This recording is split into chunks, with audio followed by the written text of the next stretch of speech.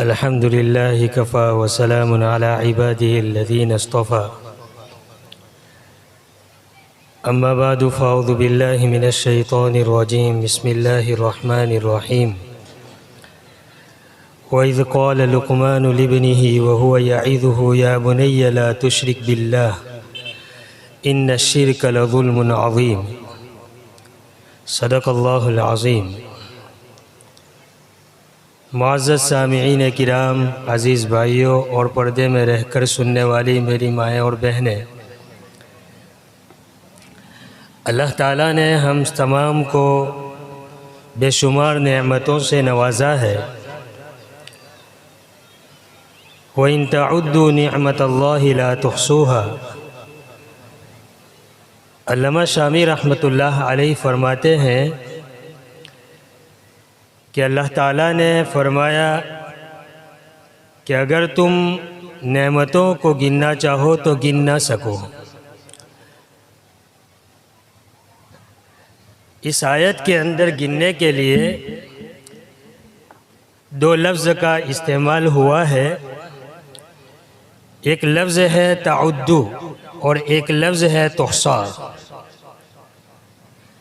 تعدو کا معنی ہوتا ہے چھوٹی چھوٹی نعمتوں کو شمار کرنا، گننا، اور تحصا کا معنی ہوتا ہے بڑی نعمتوں کو شمار کرنا۔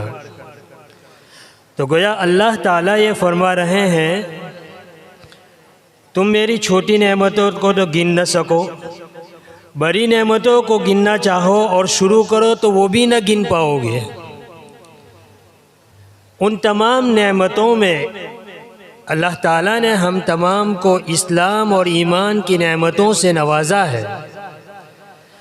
اس نعمت کے بعد ساری نعمتیں یہ نعمتیں اسلام اور ایمان کے سامنے ہیچ ہے، لیکن اللہ تعالیٰ نے ایمان کے بعد ہمیں جو نعمت دی ہے، ایک نعمت اس میں سے اولاد کی نعمت ہے۔ اس نعمت کے باب میں اللہ تعالیٰ فرماتے ہیں یَهَبُ لِمَن يَشَاءُ إِنَاثًا وَيَهَبُ لِمَن يَشَاءُ الذُّكُورَ أَوْ يُزَوِّجُهُمْ ذُكْرَانًا وَإِنَاثًا وَيَجْعَلُ مَن يَشَاءُ عَقِيمًا۔ میں جسے چاہوں اسے جو ہے لڑکی سے نوازوں، میں جسے چاہوں اسے لڑکے سے نوازوں، اور جسے چاہوں اسے لڑکی اور لڑکا دونوں عطا کروں، اور چاہوں تو جو ہے دونوں کو نہ دوں، یعنی ان کو جو ہے بغیر اولاد کے بھی رکھوں۔ اللہ تعالیٰ فرماتے ہیں کہ اولاد کا دینا میرا کام ہے، یہ اولاد میری طرف سے آپ لوگوں کے لیے گفٹ ہے۔ اب اس اولاد کے ملنے کے بعد ہمارے اوپر کیا ذمہ داری بنتی ہے، ہم اس کی کس طریقے سے تربیت کریں؟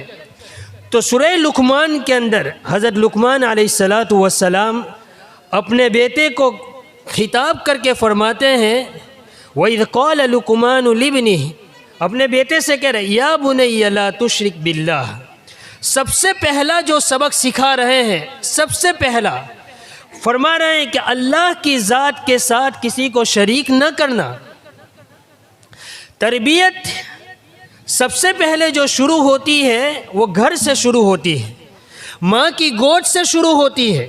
بیٹا ماں کے پیٹ میں ہوتا ہے، اسی وقت سے جو ہے اس کے اوپر اس کے اثرات شروع ہو جاتے ہیں۔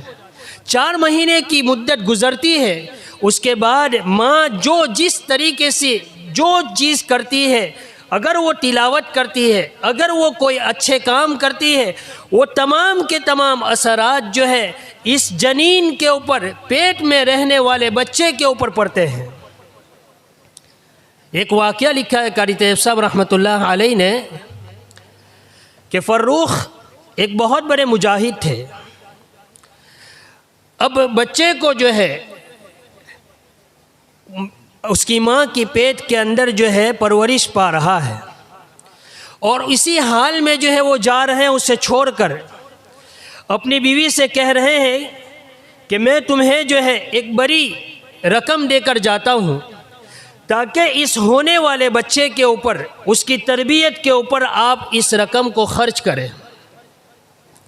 چھوڑ کر چلے گئے، آئے ہیں ایک بڑی لمبی مدت گزار کر، جب دیکھا کہ آنگن کے اندر جو ہے ایک بڑا آدمی جو ہے بیٹھا ہوا ہے، تو وہ آ کر کہنے لگے کہ تم کون ہو میرے گھر کے اندر؟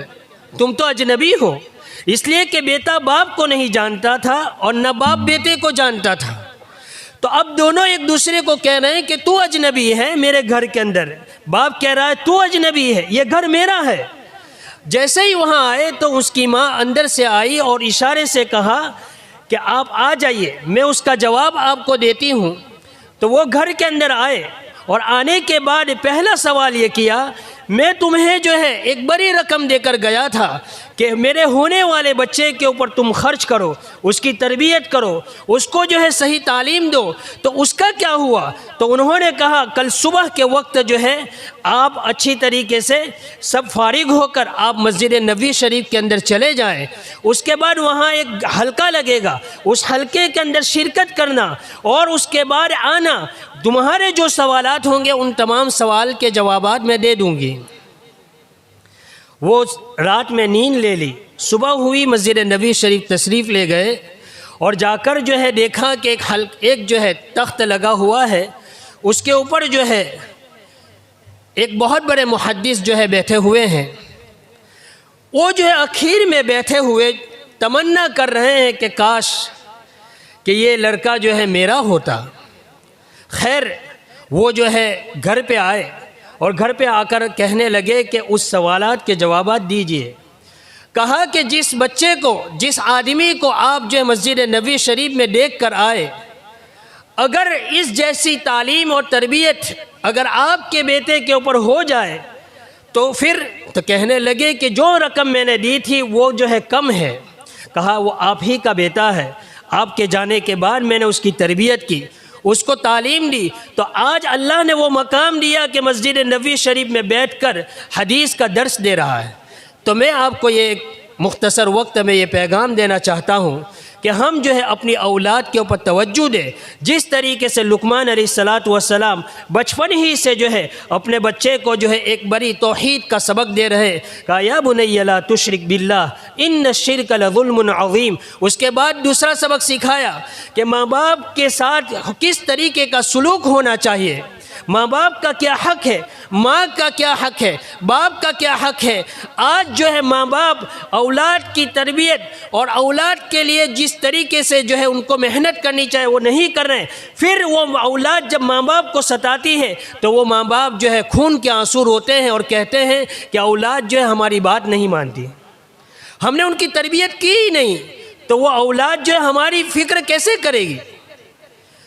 تیسرے نمبر کے اوپر حضرت لقمان علیہ السلام نے کہا یا بنی انہا ان تک مثقال حبۃ من خردل فتکن فی صخرۃ او فی السماوات او فی الارض یأتی بها اللہ ان اللہ لطیف خبیر۔ میرے بیٹے اللہ کی قدرت کس قدر جو ہے عظیم ہے، اس قدرت کو جو ہے بچے کے ذہن میں نقش کر رہے ہیں، اور پھر اخیر میں فرمایا یا بنی اقم الصلاۃ وامر بالمعروف وانہا عن المنکر واصبر علی ما اصابک ان ذلک من عزم الامور۔ میرے لخت جگر نماز قائم کرنا، امر بالمعروف کرنا، نہی عن المنکر کے اوپر اگر تجھے کوئی مصیبت پیش آئے تو اس پر صبر کرنا، یہ اولو العزم لوگوں کا کام ہے۔ اللہ تعالیٰ جو ہے ہمیں اپنی اولاد کی تربیت کی فکر کرنے کی توفیق عطا فرمائے۔ وآخر دعوانا ان الحمد للہ رب العالمین۔